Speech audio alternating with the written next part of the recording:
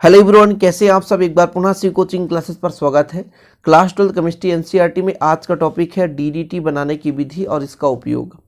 DDT का पूरा नाम क्या है? Dichloro diphenyl trichloroethane. क्या? Dichloro diphenyl ट्राइक्लोरोएथेन। डाइक्लोरो मतलब दो क्लोरो जुड़े रहेंगे, ठीक है। फिर डाइफेनिल यानी फेनिल समूह दो जुड़े रहेंगे प्यारे बच्चों।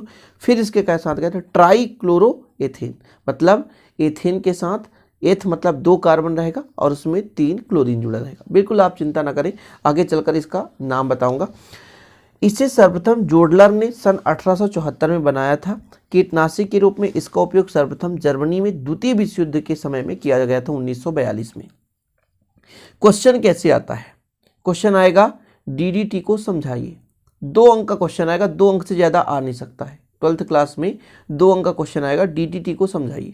यदि 1 नंबर का क्वेश्चन आएगा तो फिर ऐसे आएगा, डीडीटी का रासायनिक समीकरण दीजिए, समीकरण संपन्न कीजिए, डीडीटी का समीकरण संपन्न कीजिए। तो इससे या तो 1 नंबर का क्वेश्चन बन सकता है या तो 2 नंबर का क्वेश्चन बन सकता है, ठीक है। ये तो सामान्य जानकारी है, आविष्कार लिखने की जरूरत नहीं है। यदि आ गया डीडीटी पर टिप्पणी लिखो तब आप आविष्कार लिख सकते हैं कि इसे सर्वप्रथम जोडलर ने सन 1874 में बनाया और ये कीटनाशी यानी कीटों को नष्ट कर देता है, क्योंकि इसका उपयोग सर्वप्रथम जर्मनी के द्वितीय विश्व युद्ध में 1942 में किया गया था, ठीक है। तो ये इसका सामान्य परिचय है थोड़ा सा। इसके बनाने की विधि की बात करें तो इसमें हम 1 मोल क्लोरल लेते हैं और 2 मोल मोनोक्लोरोबेंजीन, फिर इसको H2SO4 की उपस्थिति में क्रिया कराते हैं।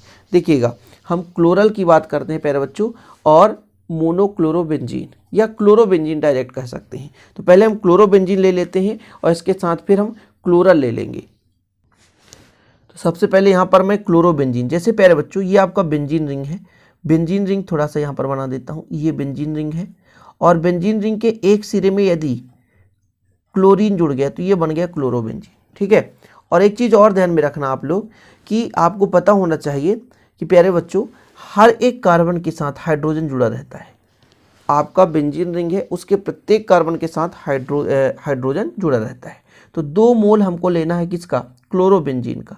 2 मोल क्लोरोबेंजीन का लेना है, 2 मोल क्या लेना है? क्लोरोबेंजीन का, ठीक। तो ये अपना H जुड़ा है, यहाँ पे जुड़ा है क्लोरीन। तो 2 मोल हमने ले लिया क्लोरोबेंजीन का। और प्यारे बच्चों जो क्लोरल होता है वो होता है CCl3CHO। क्या होता है?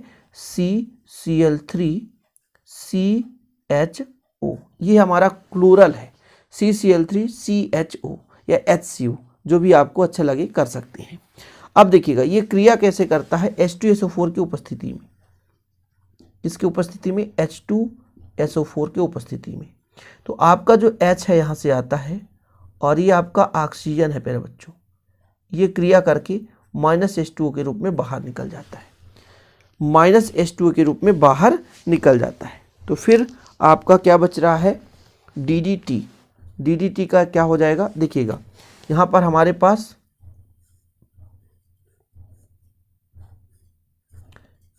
क्लोरीन है प्यारे बच्चों, फिर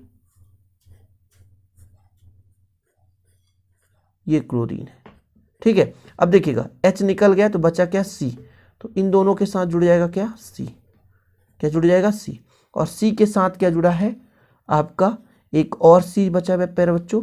H तो है ही है लेकिन एक और C है और Cl3 है।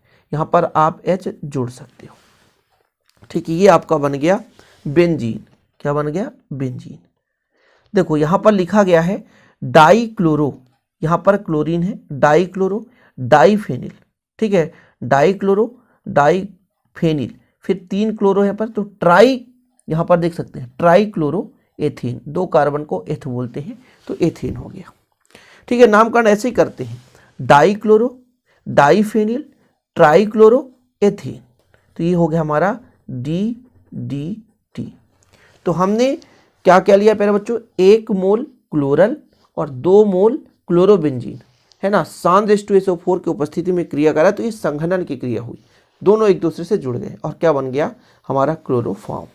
तो निर्माण विधि में लिखना है इसका संश्लेषण 1 मोल क्लोरल और 2 मोल मोनोक्लोरोबेंजीन, ठीक है, ये क्या है? बेंजीन है, का सांद्र H2SO4 की उपस्थिति में संघनन करके प्राप्त किया जाता है या अपक्रिया करके बनाया जाता है।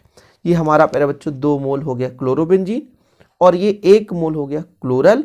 सान रेशियो से 4 की उपस्थिति में बना लिया DDT। सिंपल है, ठीक है। टिप्पणी लिखने को आएगा तो इतना ही लिखना है, ज़्यादा कुछ नहीं। इसके बाद थोड़ा सा भौतिक गुण की बात करें तो यह श्वेत चूर्ण होता है, मतलब श्वेत रंग का होता है।